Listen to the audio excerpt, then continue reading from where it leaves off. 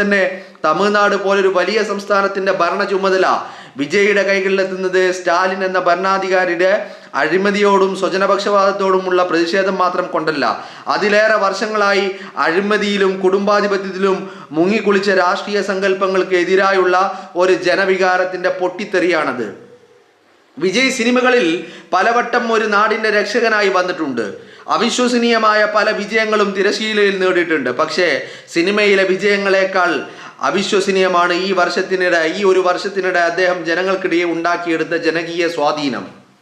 തമിഴ്നാട് ജനത ഇന്ന് വിജയിൽ കാണുന്നത് ഒരു നടനെ മാത്രമല്ല, പ്രാദേശികവാദത്തിന്റെ പേരിൽ ജനങ്ങളെ വിഭജിക്കുകയും മാറി മാറി അധികാരത്തിലെത്തി അതേ ജനങ്ങളെ കൊള്ളടിക്കുകയും ചെയ്ത രാഷ്ട്രീയ സംസ്കാരത്തിന് എതിരായ ഒരു പ്രതീക്ഷയുടെ കിരണമാണ്. ആ അധികാരം വിജയിക്ക് ലഭിച്ചു കഴിഞ്ഞു. ഇനി അതിനെ നിലനിർത്തുക എന്നതാണ് യഥാർത്ഥ പരീക്ഷ. തിരശീലയിൽ രക്ഷകനാകുന്നത് എളുപ്പമാണ്, പക്ഷേ ജനങ്ങളുടെ ജീവിതത്തിൽ പ്രതീക്ഷയായി തുടരുക അതാണൊരു നേതാവിൻ്റെ ഏറ്റവും വലിയ വിജയം. ഈ വിജയത്തെ നിലനിർത്താൻ വിജയ്ക്ക് കഴിയട്ടെ എന്ന് ആശംസിക്കുന്നു.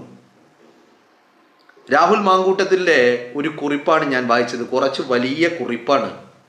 ഈ കുറിപ്പ് വായിക്കുമ്പോഴും വിജയ് ഞാൻ വിടമാട്ടെ എന്ന് പറഞ്ഞ് ജനങ്ങളുടെ ഒരു നയാ പൈസ പോലും എനിക്ക് വേണ്ട, എനിക്കത് ആവശ്യമില്ല, ഞാൻ തെറ്റ് ചെയ്യില്ല, തെറ്റ് ചെയ്യുന്നവരെ വിടുകയുമില്ല, അത് കൂട്ടത്തിൽ പെടുന്ന ആളാണെങ്കിലും ഇപ്പോൾ എൻ്റെ കൂട്ടത്തിൽ നിൽക്കുന്നവനാണെങ്കിലും ശരി, ഞാൻ വെറുതെ വിടില്ല എന്നുള്ള പ്രഖ്യാപനത്തോടു കൂടിയാണ് വിജയ് തമിഴ്നാട്ടിൻ്റെ മുഖ്യമന്ത്രി കസേരയിലേക്ക് നടന്നു കയറുന്നത് അല്ലേ?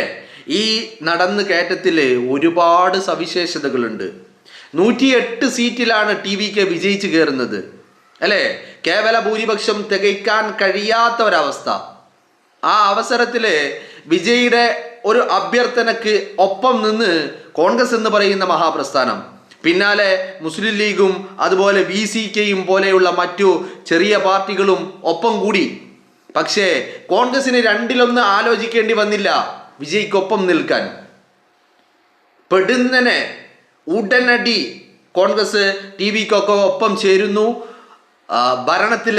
ഭരണം മന്ത്രിസഭയുണ്ടാക്കുവാനുള്ള, ഗവൺമെന്റ് രൂപീകരിക്കുവാനുള്ള എല്ലാ പിന്തുണയും നൽകുന്നു. വളരെ കൃത്യമായ ചടുലമായ നീക്കം എന്ന് തന്നെ ഞാൻ അതിനെ വിശേഷിപ്പിക്കും.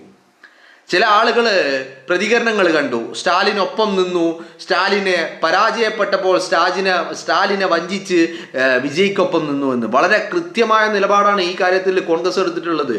ഒരു പക്ഷേ കോൺഗ്രസിന് അതിന് തയ്യാറായില്ലായിരുന്നുവെങ്കിൽ ഈ പറയുന്ന VCK, മുസ്ലിം ലീഗ്, CPI, CPM പോലുള്ള പാർട്ടികളൊന്നും